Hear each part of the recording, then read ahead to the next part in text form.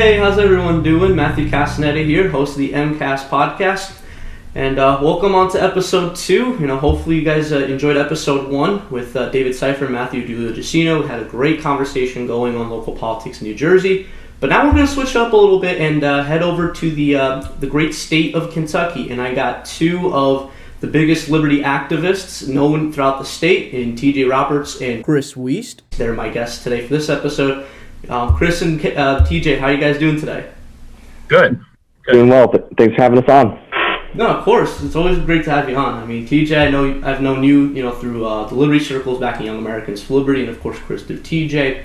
So just really to get things started here, I mean, there's a lot of stuff going on in Kentucky. I mean, politically speaking, you guys are, tend to be more liberty-minded, or I guess better off, in my opinion, than New Jersey.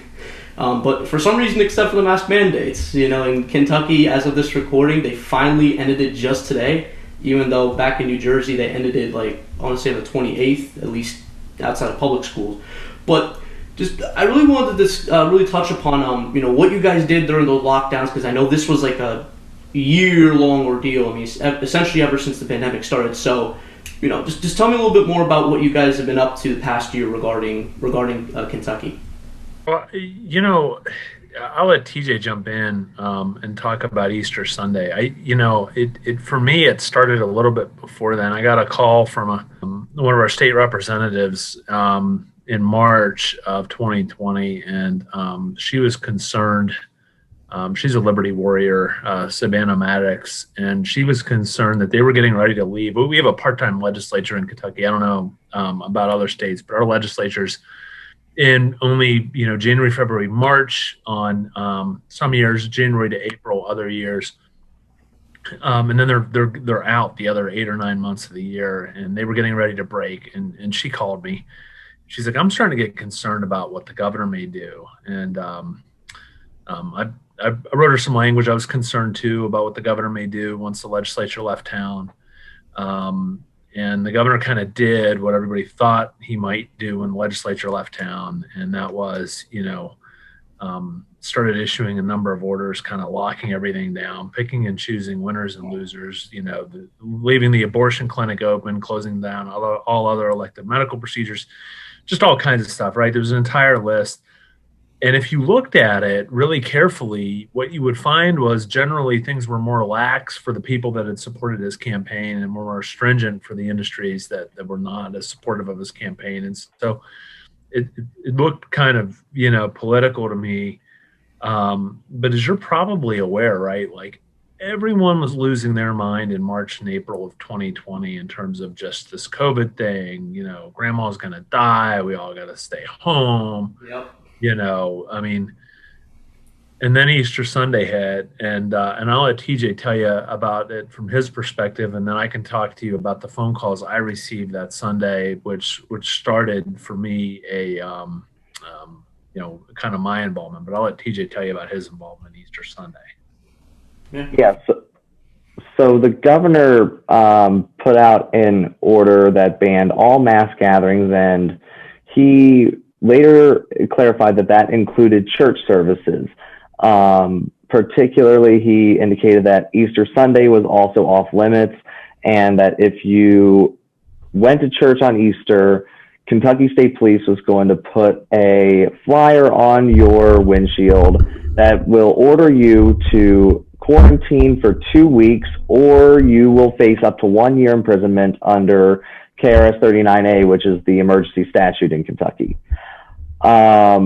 I decided that was not going to deter me from going to church, and I drove to Maryville Baptist Church. It was the closest church that was open for me, and I went to church. I worshiped on Resurrection Day, and I went out to my car, and sure enough, there was that flyer there. And on the drive back, I called Chris up. This just saying, what do we do now? And Chris will expand upon it, was to sue the governor in federal court. Yeah, in fact, TJ was one of the 3 folks who called me that all went to that church service. I think they might have coordinated it. They might not have. I'm not sure. Again, there was only a couple churches that were defying the governor at that point in time. and that started a fight. He also had a travel ban. He restricted people from leaving the state or coming into the state unless for work. And Yeah, New Jersey did. They tried to do the same essentially. I mean, they tried. They understood like how unconstitutional like a full on travel ban would be between states. So they quote recommended that you stay quarantined with 14 days. But obviously, Lord knows how many people actually did that. But for some reason in Kentucky of all places, it seems like the governor took it, a step above that. So. And I thought that was really interesting. He actually criminalized the crossing of the border. I mean, he basically imprisoned 4 million Kentuckians within the state. And and it didn't matter, right? Like if I was going to get, there are places in northern Kentucky, in particular with TJ and I live, where it's actually quicker to drive over to Ohio and then back in. And you might not have any contact with any other person, but that was criminalized. So if I started in my county and to get over to Campbell County, Kentucky, which is right next door, sometimes it's faster to take the interstate, which loops around into Ohio. The governor actually criminalized that, criminalized interstate travel, and was punishable by a year in jail if you did it. And so we threw that claim into this lawsuit as well. I was like, there's no way that's constitutional. Did the research on it. It wasn't constitutional. Which I was going to ask also, because, even though Andy Beshear obviously is a Democrat governor, but, Republicans dominate in both the House and the Senate, with essentially veto-proof majority, correct me if I'm wrong. So, I don't know how, unless, he was able to get enough Republicans to support, these mandates or, to criminalize state border crossings. Like, how was he able to do that? Like, was it through, like, an executive order? Was it through, just a stroke of a pen? That was the problem, right? The legislature was leaving right about the time that the COVID thing was ramping up. It was towards the end of the session. I think there was enough time for them to rein the governor in before he got out of control. And obviously, a couple representatives tried to do that.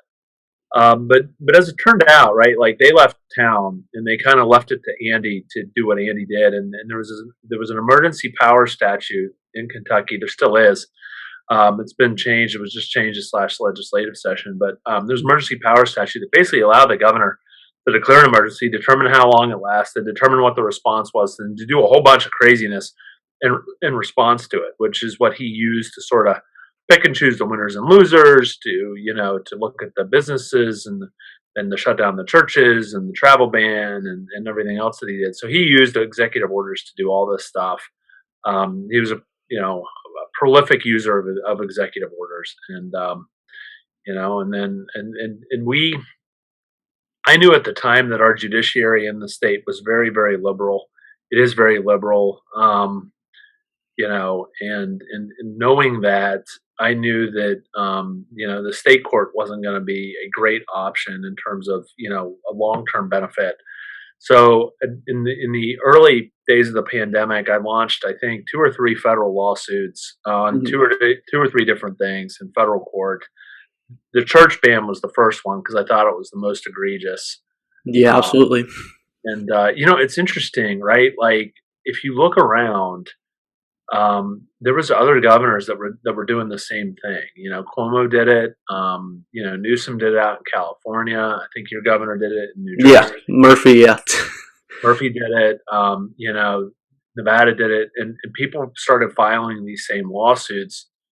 Nobody was really getting any traction, and they were kind of losing these lawsuits on the church side of it. We were successful in striking down the travel ban in the trial court, in the federal district court. But he actually upheld the church ban in the first instance, and I was like, "Oh my gosh, like that's a problem." So took it. What was his basis on that? Said it was neutral and generally applicable, and if it's neutral and generally applicable as opposed to a discriminatory treatment, they get to succeed.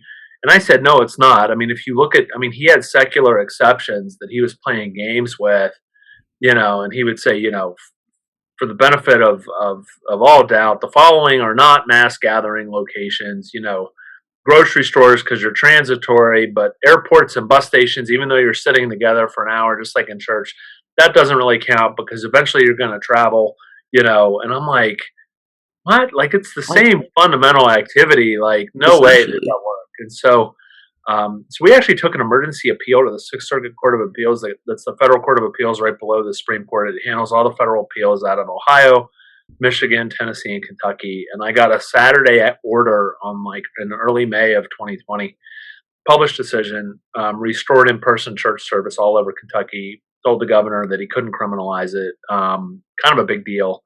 Right. And it actually became the basis and was cited in a bunch of U.S. Supreme Court dissents that followed through the summer. And obviously that court makeup, there was 5-4 decisions with Chief Justice Roberts saying that the governors could ban church. And then, obviously Ruth Bader Ginsburg died. Amy Coney Barrett replaced her in September, October of 2020. And then the spring, I think the grounds were set for the Cuomo decision in November, which actually cited it's known as the Roberts case after TJ here, cited the Roberts case and, kind of said that no governor anywhere in the state could do it as of November 2020. The U.S. Supreme Court sort of changed gears on that. But I mean, it was a slog, and for 6 to 9 months, most of the governors argued were that the Constitution just didn't apply in a pandemic under Jacobson, and so we were just we were battling that argument, that preposterous argument that no one has any constitutional rights in a pandemic. Which leads me then to this question, because proponents of the lockdowns are people who were more open or supportive of giving these governors expanded emergency powers. They argue that, I believe, somewhere in the Constitution. I mean, I'm probably not as well versed into it as you are, in terms of the text, but there was I think there was some provision where it said in the event of some emergency or something like that, there was an exception that could be granted for these state executives to essentially take up temporary power, emergency powers, to essentially do as they please, as long as it was for the greater good or whatnot. So what would you say to counter that, to counter those arguments? So and these aren't things that I would say. These are things that I did say in court pleadings. Right? There were case decisions. First of all, a lot of the problem came about as this by a case by the name of Jacobson. It was a forced vaccination case out of Massachusetts. They weren't actually strapping people down; they were fining people $5, and it was under the substantive due process clause. And it was, substantive due process claims are very, very deferential. But I actually went back to some of the Civil War cases, Ex parte Milligan, I think. And, the Supreme Court did not even allow Abe Lincoln in the middle of the Civil War to suspend habeas corpus. What could be more of an emergency than an uprising, right? An active insurrection. Yeah. And, in the Supreme Court, there was case law from that case that says that no, I mean, you can't suspend habeas corpus just because there's a civil war. And emergency, the emergency doesn't give rise to do whatever you want. And, and so we pushed back on that. We eventually, obviously, I think the Roberts case, getting that early win in early May, established that the constitutional rights applied in the Sixth Circuit, at least during a pandemic. I mean, but we were battling that, at least initially. And, there was a follow-on case.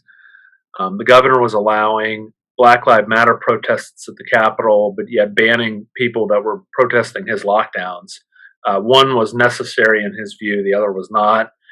In my view, it was blatant viewpoint discrimination, and so we sued him again for that. That was the Ramsett case, and he lost that one too. I mean, it's just been a constant slog with him. We filed a state case in July of last year, sort of challenging the mask mandates, challenging everything else.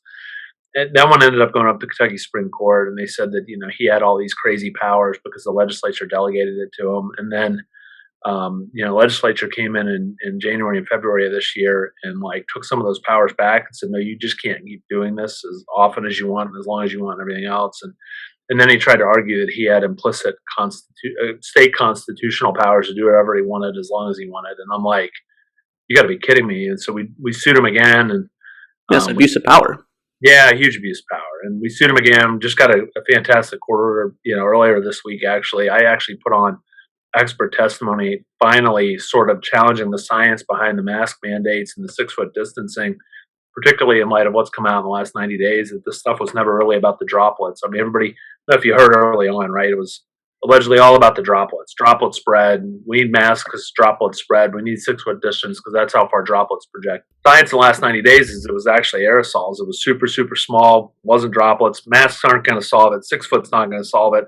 The only thing that's going to solve is you open the windows and you increase the ventilation in the building.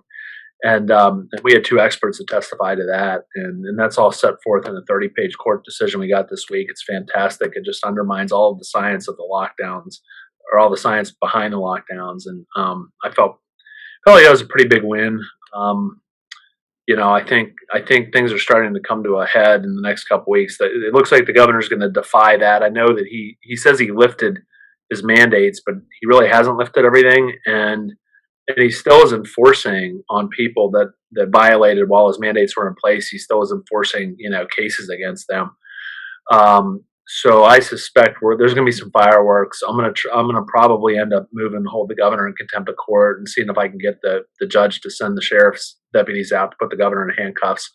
Wouldn't that be a sight?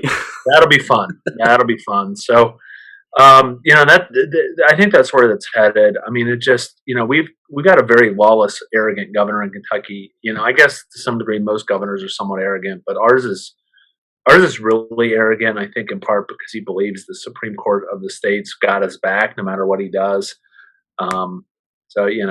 That's it from my perspective in terms of the last year. There was a couple other lawsuits I filed too. The apartment association, he prohibited evictions, which, if you're a property owner, and particularly if you're not a big property owner, but you're a small property owner, that could be your only source of rent or money, income.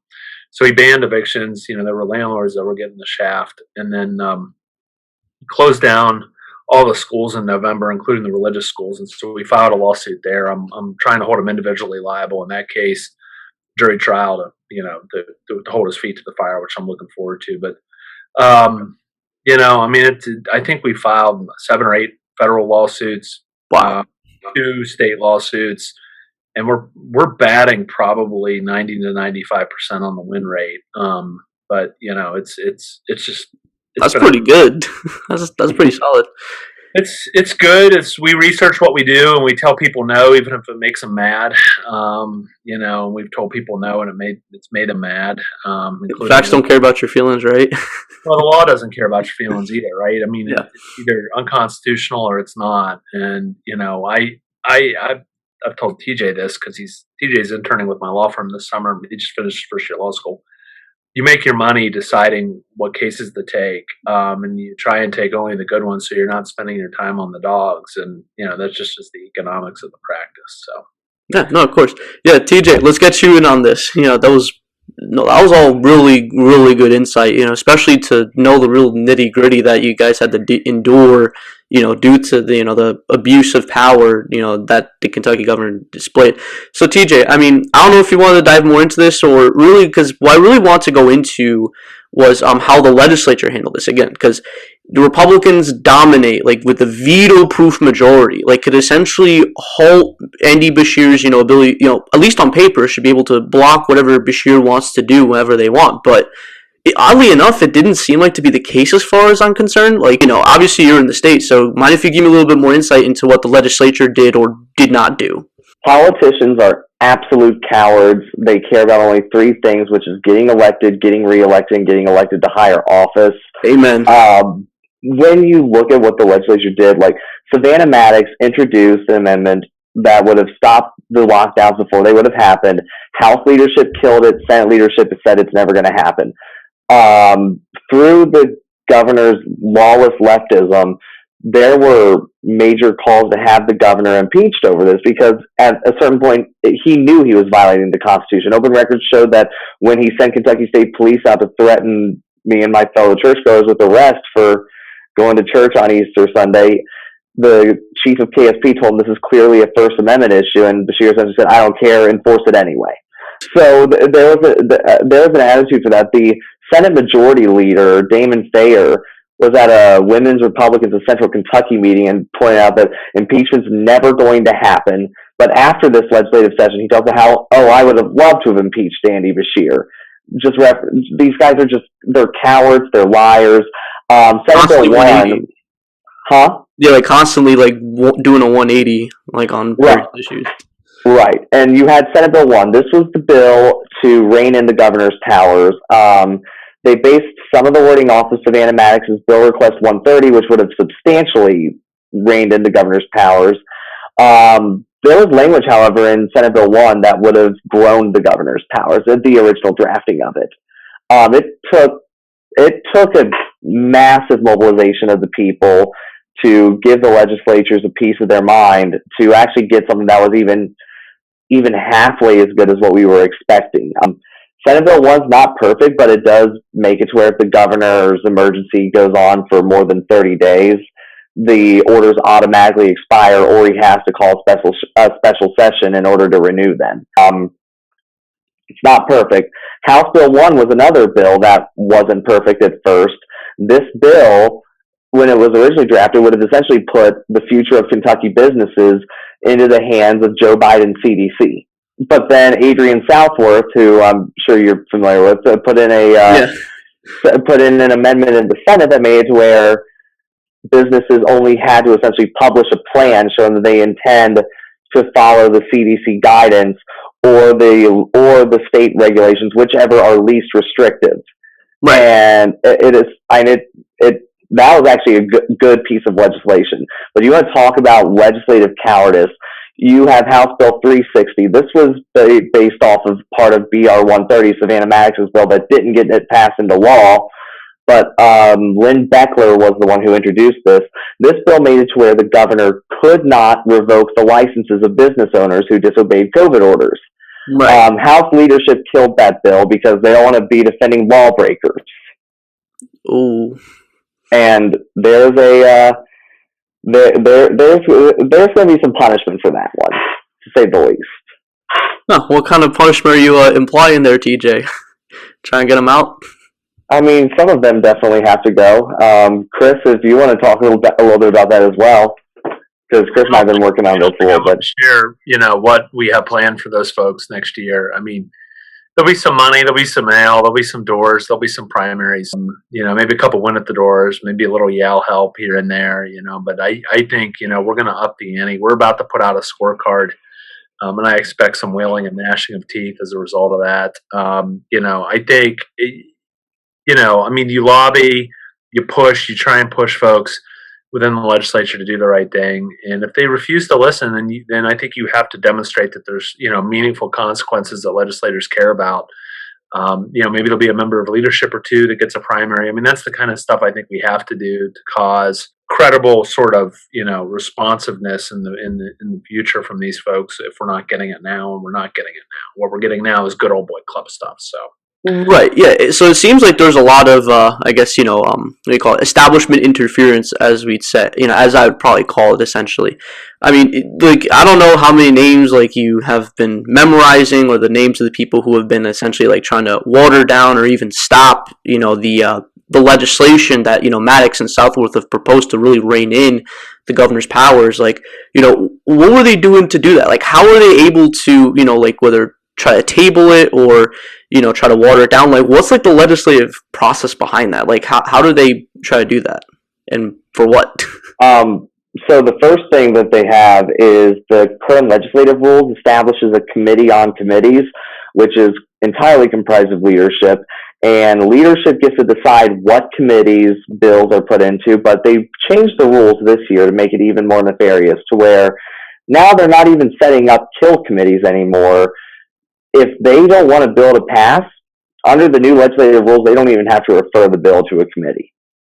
So Savannah Maddox's Bill Request 130, I forget what number it wound up with, but it never saw the light of day outside the Committee on Committees. They killed the bill that really effectively reins in the governor's powers, so that way their establishment watered-down version could get through. You have other issues where you'll have, ultimately, the big goal of leadership is to keep a unified front within their party. So as a result, they water down legislation, whether it's through committee substitutes, whether it's through competing bills that allege to accomplish the same things. Another one of their tools is the Legislative Research Commission, where legislators go to have bills drafted, and LRC answers to leadership. So LRC tells them, this representative just asked for a bill that does this.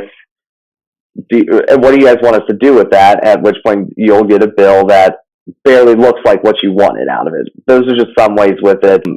I mean, you have instances where they'll have a bill passed, and they'll make it to where a bill passes, and then when the governor vetoes it, they'll have one chamber override the veto, and the other one won't. That's what happened with one of Adrian Southworth's bill that prevented voting machines that connect to the internet. Mm-hmm. For example, I mean, and then of course you'll have dirty tricks where whenever most of the legislature is eating dinner or taking a break, you'll have state representatives like Adam Koenig come in and introduce 4 amendments that completely destroy the purpose of the bill, just for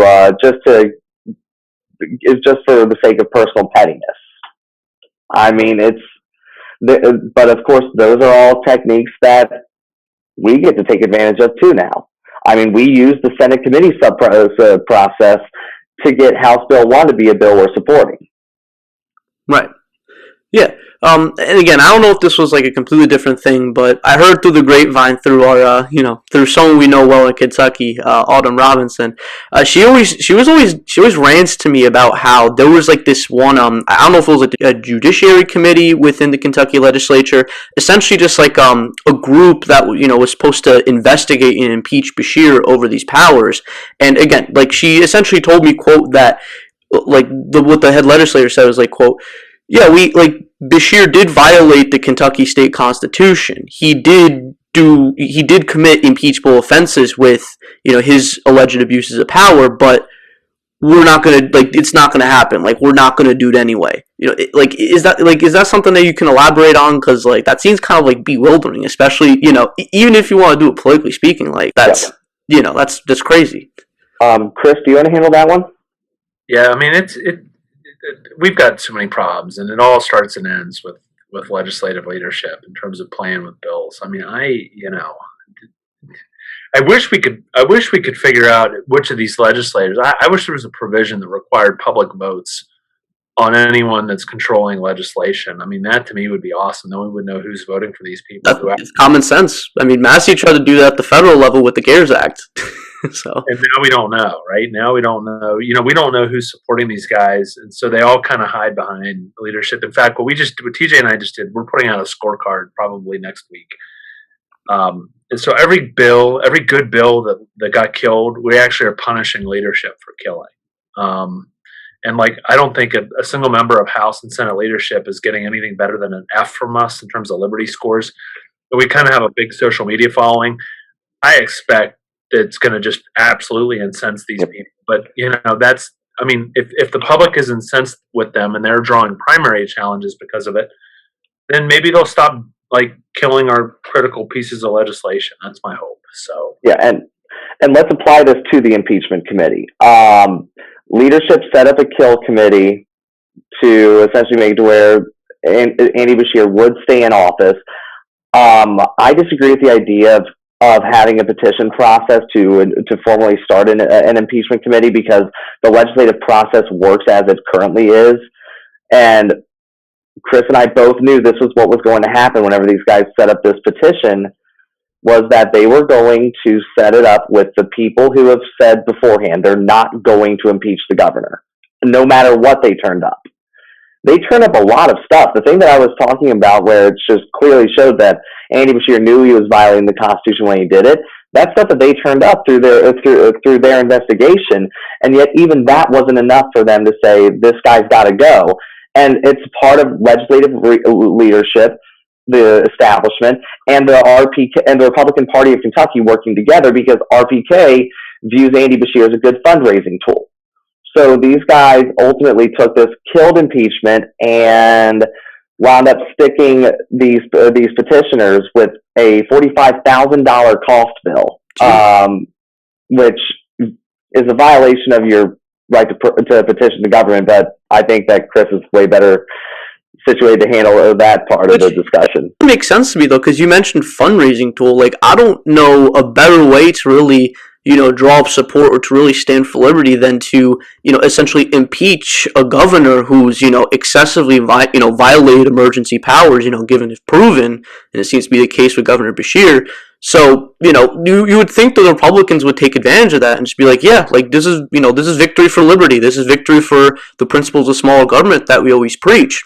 But, like they're just getting the wrong idea in terms of fundraising tool, if you ask me. Like, I couldn't, like I said, I couldn't imagine like a better way to really rally your support, for re-election or for higher office than to say, yeah, I got rid of this tyrannical governor. I got rid of this governor that abused their executive powers, that violated the state or the federal constitution. Like that, the fact they didn't do that it's still bewildering. Yeah. And on the base level, it makes sense. On the other hand of it, though, if it weren't for whistleblowers like Chris, if it weren't for people like Andrew Cooperrider at Brood, the people wouldn't know what's going on here.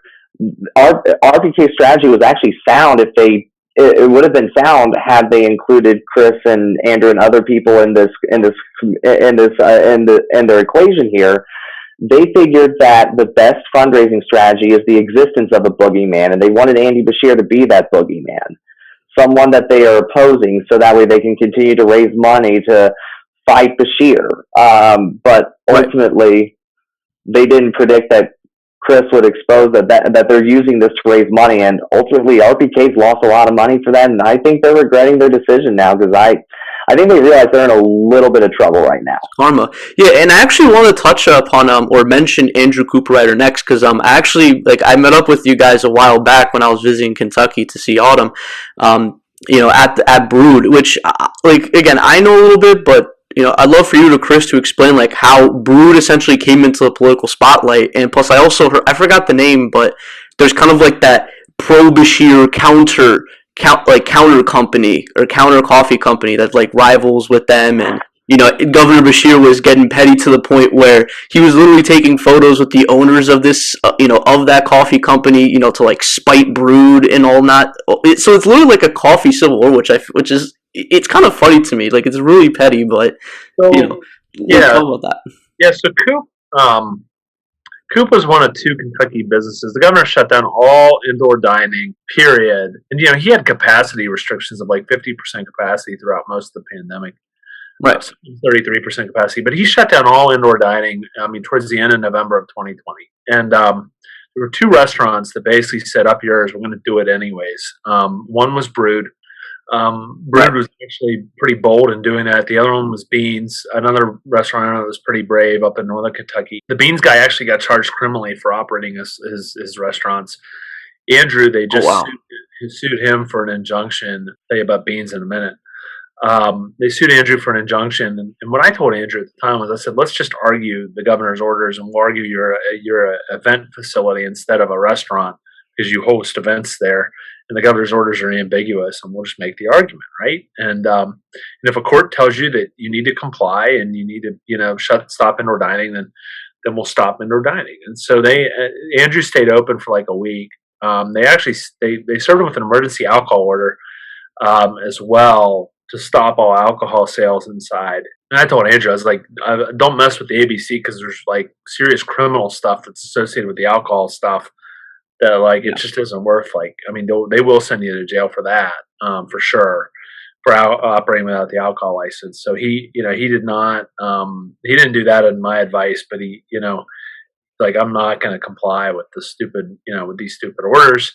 And I think we can make the argument that you think we've got. And so we did, and the judge ultimately rejected it, put on an injunction. And my advice to Andrew at that point was, well, let's comply with the injunction. And the injunction said that he was not allowed to serve food indoors, but it said nothing at all about allowing other people to eat indoors and to have his facility open. And it was amazing. This food truck kept pulling up right in front of Coop's coffee shop for like a week and a half, serving food and drink, and people were grabbing it and going inside. You gotta love loopholes. You gotta love legal loopholes.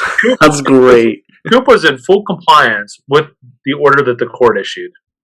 Which is funny, and to kind of mention like a similarity, because I went to New York City a few months back. I mean, I've been there numerous times, but a few months back on this one particular visit, I noticed that there were similar rules that Mayor Bill de Blasio imposed, or Governor Cuomo for the entire state. But I know for Bill de Blasio in particular, now he banned indoor dining, but the I'm not the biggest expert, like the exact legality of it, but I know it was somewhere along the lines of, you're allowed to set up, outdoor dining essentially, but it didn't really state too many rules, like in terms of, like the type of construction or whatever. And I mentioned that because they essentially built like not even tents, like essentially like they just reconstructed like new like mini houses or mini extensions to the fronts of the restaurants, but legally speaking under those orders they counted as quote outdoor dining, even though a lot of them had like lighting and of course the ceiling over their head or sometimes even their own ventilation. Like what was the purpose of it?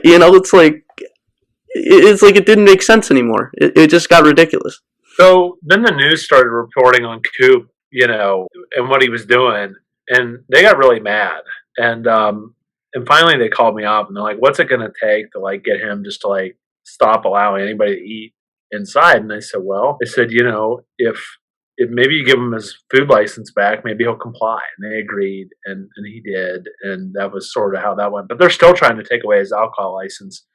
And actually, their attempts to take away his alcohol license, I think, is going to ultimately end up being some state-level fireworks in the next month and a half, because in part, their attempts to do that violates one of the statutes that the General Assembly passed. And I've got a court order that says the governor and everybody acting in concert with him has to comply with the statute, and they're violating that court order right now. And what's going to end up happening, first of all, is I'm going to get some clarity on that court order Tuesday morning and make really clear that it applies statewide, because before you could have anyone jailed in Kentucky for not complying with the court order has to be clear and unambiguous. And so the first thing I'm going to do is I'm going to make it really clear, because I don't know that it's 100% clear now. I'm going to make it really clear so that they have no basis to appeal. And then I'm going to move to hold them in contempt. And I suspect what's going to happen is the Alcohol Beverage Commission, the commissioners and their attorney, are going to end up with Boone County Sheriff deputies dispatched to their location to put them in the handcuffs for not complying with this order. That's where this is headed. And the turnabout, I think, is awesome, because these are the folks that have been threatening people with jail and fines for like the last year and a half. There's going to be some karma with us doing it back to them. And this war is like brewing. Unintended? Unintended. Brewing, yeah. Unintended and maybe intended a little. I'm looking forward to that fight, we'll see how that goes. So that's where that's headed. But no, Brood stayed open. The beans guy, though, that was running the beans, he was criminally charged. And jeez. And I was out on like Fox News National on Cavuto talking about that. And I just said, look, I'm just going to do a jury demand. I filed a jury demand. The prosecutor's like, "What are you doing?" I'm like, "I'm going to put the governor's orders on trial. Good luck. This will be fun. I'm going to put it in front of a local jury." They actually charged him in 2 different counties, one where each of his restaurants were open. They ended up ultimately dismissing that because the fiasco that the jury trial would have caused and putting the governor on trial in 2 different counties and his orders on trial, I just think those county prosecutors, they didn't like it, and they knew that I was going to make a giant circus out of it, and I was going to make a giant circus out of it. I was looking forward to making a circus. And so they backed down. They ended up dismissing the charges, but sometimes you just gotta you gotta have people that are just willing to go to the mat, and we did, and that's kind of how that went. But the governor, it's interesting. There was an article that came out today about why the governor would possibly lift the restaurant orders in mid-December amongst rising cases, and there was this big expose about why he would do that, and these reporters were stunned about why he would possibly do it in this article that just came out in the last 2 days. And I'm like, I know why he did it, because Beans and Brood stood up, 500 other restaurants were going to open on December 16th. And the last thing the governor wanted was have all that egg on his face and people disobeying his orders and the embarrassment of it. He didn't do it because he wanted to. He did it because we basically, Beans and Brood organized mass civil disobedience to the point that it forced his hand. Yeah, it forced his hand. Public pressure, the pressure that forced his hand. So, there's a lot of ways, I think, to advance liberty, and sometimes it's just telling the tyrants no. Yeah. I mean, I know, talking about local state legislature isn't as hot of a topic as, Congress or Senate or especially not compared to the presidency, but, what are your plans? Like, do you know any candidates that are looking to run that are far more liberty-minded and far more willing to, hold state executive leaders accountable for, abusing their powers, for future reference? Like, who do you got that's stepping up to the plate in that regard? I'll let TJ talk about this some more, but we have a number of people are going to have primaries next year that I think otherwise didn't, and I'm looking forward to it. We have, I don't know how many are public, but let's just say this much. There is a state senator in the state of Kentucky who introduced red flag gun confiscations as a Republican and endorsed Thomas Massey's primary challenger in 2020. Oh, wasn't it that, what was that person's name? Oh, Todd McMurtry. McMurtry was the congressional candidate, but the state senator is Paul Hornback. Anti-gun. He's voted against some of the bills to get rid of Andy Beshear's powers as well. We have a guy who's on fire for liberty. I mean, we have people looking to primary folk who stabbed the liberty movement in the back. Cassidy, you worked for Yale whenever we made a few endorsements in 2020. Jennifer Decker, wasn't it? Yeah, we may be regretting one of those endorsements. Heard that she wants that seat that Hornback has too, which, if they want to make that a fight, they can make that a fight. Let's just say this much. There's plenty of pain to go around. There's plenty of people out there, and running primaries in Kentucky is not that expensive, and we are actively seeking out candidates. That if you fail to uphold your oath to rein in the governor's powers, if you played games with people's liberty in order to advance yourself politically, there are people that are coming for you on that. If you were one of the more than a dozen Republicans that introduced a bill to raise the gas tax in the middle of the greatest economic crisis I've experienced in my lifetime, there are people who will be coming for you. We don't care that you used to be a Rand Paul staffer. Yeesh. I mean, I'm sure Senator Rand Paul would be pretty disappointed hearing that. Oh, yes.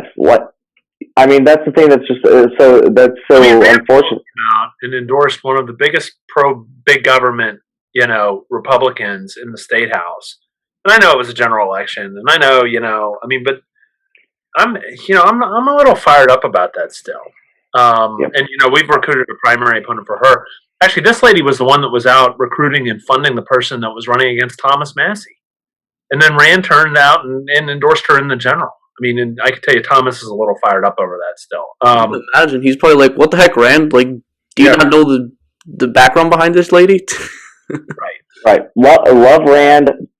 Some members of the staff are just giving him the wrong advice, and anything about Kim Mosier is that way. She, despite claiming to be 100% pro-life, voted to give $35 million to an abortion clinic. She voted against constitutional carry. She's the reason that we still have certificate of need, which is why people in rural eastern Kentucky are dying on 45-minute long ambulance trips whenever people have wanted to build hospitals, but her approval board keep rejecting it because her husband sits on the board for St. Elizabeth Healthcare, which holds a monopoly on hospitals in northern Kentucky. Wow, those things are totally not related at all. But they're not liberty. They're not liberty whatsoever. No, absolutely.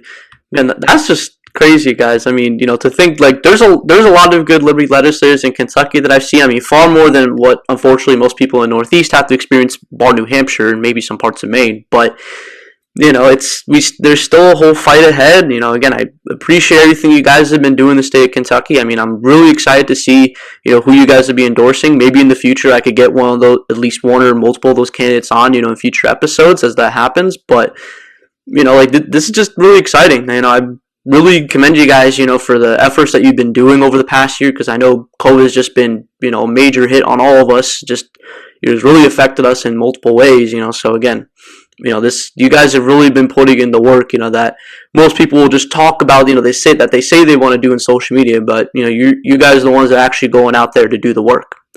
But yeah, so again, thank you guys for listening. I hope you enjoyed this. Hope you enjoyed this episode. Chris Wiest. TJ Roberts, again, thank you so much for coming on, for coming on to the show.